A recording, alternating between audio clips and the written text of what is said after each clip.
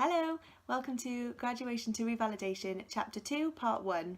So Chapter 2 is all about teamwork and Part 1 is going to look at finding your role within your team.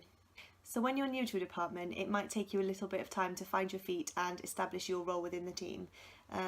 In my opinion, if you have a good work ethic and are a team player, then you're already over halfway there. So working in the healthcare setting, you'll come across lots of different people working under lots of different bands, and each band has something different that they can contribute to the team.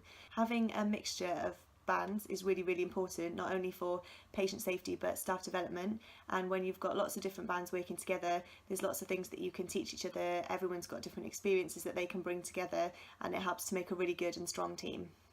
No matter how junior you are, there's always going to be something that you can contribute to your team.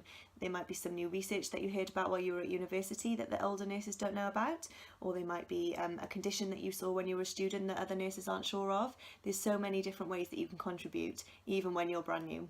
So my first job was a rotational post between a general children's ward and special care baby unit. And working in both different areas gave me a different experience of the two different types of nursing that I might have liked to go down. When I returned back to the children's ward after rotating to Skaboo, I remember one day me and the nurse in charge were stood at the desk, and one of the doctors asked my colleague if she would be able to do a blood gas for him because he was really busy. And without even thinking about it, she kind of turned and said, "Oh, there's a Skaboo nurse here, she does them all the time, why don't you ask her if she'd do it?" And I actually found that really touching because I was still really new at the time and I hadn't worked with this nurse very often.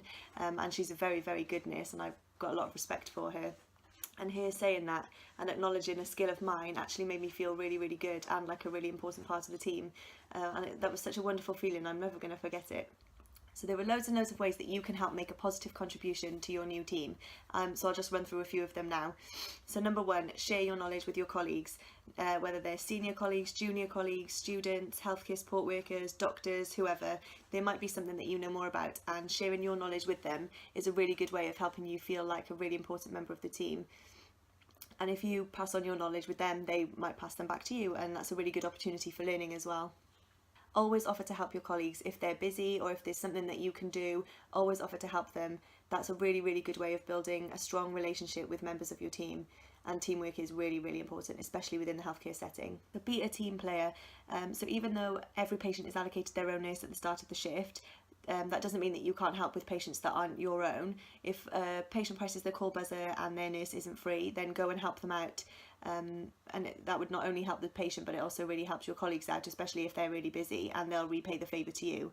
I know this seems like something really simple and something that everyone does, but sometimes nurses and patients can fixate on whose nurse is their nurse and kind of get distracted by this. But I think that we should always be making an effort to help our colleagues out, especially on busy shifts. So last but not least, be friendly. If you are polite, kind and approachable, then you're instantly going to provide positivity for your colleagues, and it will really help you to make great friends at work. Thank you for watching Chapter 2, Part 1. Part 2 is going to be all about teamwork within an emergency, and that will be released in 2 weeks' time, so check back then. Bye! Thanks for watching!